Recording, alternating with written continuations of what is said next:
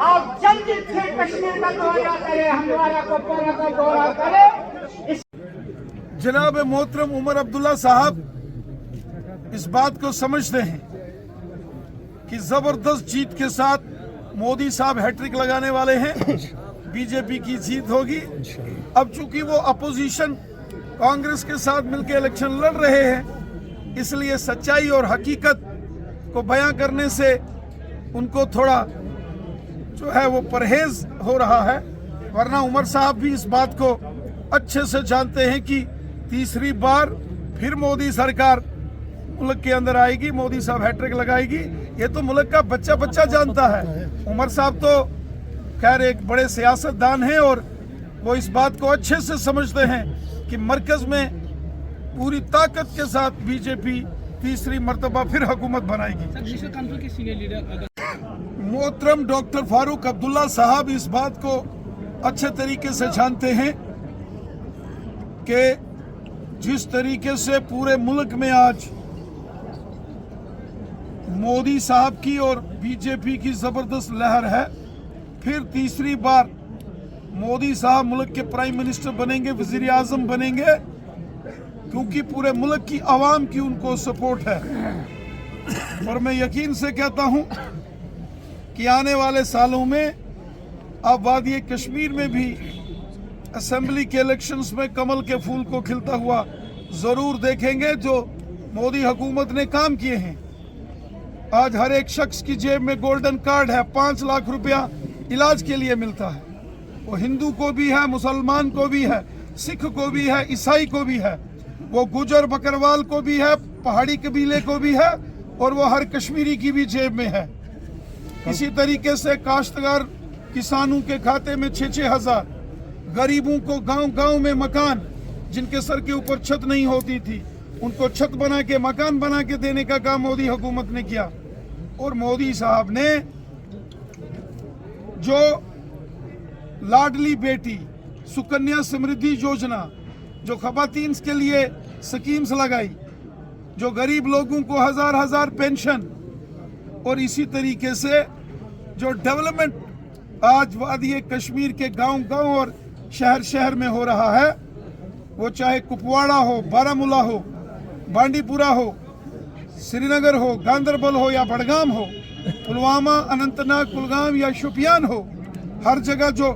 آج ڈیولپمنٹ ہے مودی صاحب کی دین ہے۔ ایمز ہاسپٹل، پورے ہندوستان میں ایک ایمز ہاسپٹل ہوتا تھا دہلی کے اندر دارالحکومت میں، اور دوسرا ایمز کشمیر کے اونتی پورہ میں بن کے تیار ہو رہا ہے۔ یہ مودی صاحب کی دین ہے۔ اور ہم کوشش کر رہے ہیں کہ ایسے کینڈیڈیٹس جو کہ خدمت خلق اور حب الوطنی کا جذبہ رکھتے ہوں، جو غریبوں، ضعیفوں، مظلوموں اور بے سہارا لوگوں کی خدمت کا جذبہ رکھنے والے جو لوگ ہیں، وہ یہاں سے وادی کشمیر سے جیت کے آ جائیں۔ وہ شخص، وہ کینڈیڈیٹس جو امن چاہتے ہیں، جو وادی کشمیر میں ڈیولپمنٹ چاہتے ہیں، جو کینڈیڈیٹس چاہتے ہیں کہ وادی کشمیر میں ہندو، مسلم، سکھ مل کر آپسی بھائی چارہ مضبوط کرتے ہوئے ایک جٹ ہو کر رہے اور وادی کشمیر میں امن،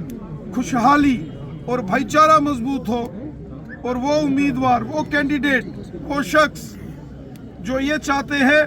کہ وادی کشمیر میں امن اور خوشحالی ہو، ایسے شخص جیت کر اگر ممبر پارلیمنٹ بنتے ہیں اور پارلیمنٹ میں جاتے ہیں، یقیناً وہ یہاں کے لوگوں کی خدمت کریں گے۔ خدمتدار بن کے جو کام کرنے کا جذبہ رکھتے ہوں، ایسے شخص وادی کشمیر سے جیت کے جائیں، ایسی ہم تمنا رکھتے ہیں۔ ابھی آپ نارتھ کشمیر میں ہیں، نارتھ جو بارامولہ پارلیمانی سیٹ ہے، یہاں کے جو بی جے پی کے ورکرز ہیں، چاہے ڈسٹرکٹ بارامولہ ہو، کپواڑہ ہو یا ڈسٹرکٹ بانڈی پورہ، میں لگاتار اپنے تمام ورکرز کے ساتھ ملاقات کر رہا ہوں، اور بڑگام کی بھی جو کانسٹیچوئنسیز اس نارتھ کشمیر کے ساتھ لگی ہیں، تمام ورکروں سے ملاقات کر کے जो हमारे वर्कर्स की राय होगी, जो हमारा वर्कर बीजेपी का चाहता है, उसी हिसाब से हम फैसला ले लेंगे और ये फैसला हम जल्द ले लेंगे। लेकिन हम चाहते हैं कि वो शख्स जो अमन में यकीन रखता हो, वो शख्स जो गरीबों, मजलूमों, मजदूरों, किसानों, काश्तकारों और बेसहारा लोगों का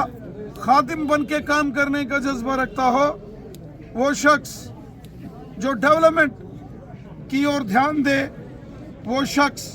जो भाईचारे को मजबूत करे और वो शख्स जो सबको साथ लेकर चले, ऐसा कोई शख्स यहाँ से अगर जीत के जाएगा,